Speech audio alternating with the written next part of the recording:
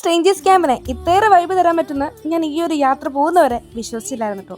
സത്യം പറഞ്ഞാൽ ഈ ഒരു വീഡിയോ സ്ട്രേഞ്ചേഴ്സ് ക്യാമ്പ് ഇതുവരെ പോകാത്തവരാണെങ്കിൽ നിങ്ങൾക്ക് എല്ലാവർക്കും വേണ്ടിയിട്ടോ. അത്രയും കണ്ടു നോക്ക്.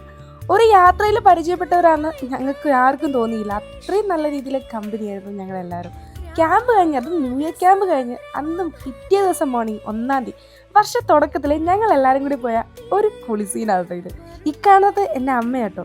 എല്ലാവരും ശരിക്കും പറഞ്ഞാൽ പേടിച്ചു. കാരണം അത്രയും ഏജുള്ള ഒരാൾ ഞങ്ങളുടെ കൂട്ടത്തിൽ എൻ്റെ അമ്മ മാത്രമേ ഉണ്ടായിരുന്നു. ആളുടെ നീന്തൽ ശരിക്കും പറഞ്ഞാൽ ഞാൻ അപ്പുറത്തുനിന്ന് അതിശയത്തോടെ നോക്കി കണ്ട ഒരു കാര്യമായിരുന്നു. കാരണം എന്നെക്കൊണ്ട് പോലും അത് പറ്റില്ലായിരുന്നു.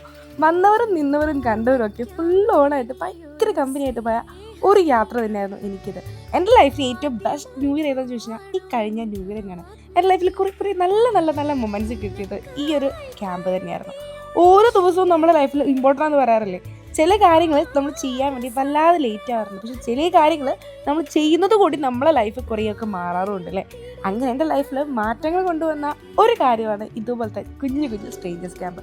കൂടെ വരാനും കൂടെ നിൽക്കാനും മടിയുള്ളവരും ഇൻട്രോവേർട്ടും എക്സ്ട്രോവേർട്ടും അങ്ങനെ എല്ലാ കാറ്റഗറിയും ഒരുമിച്ച് ഒറ്റ കൊടുക്കുഴിയിലാവെന്ന് പറയില്ലേ, അതുപോലെയായിരുന്നു.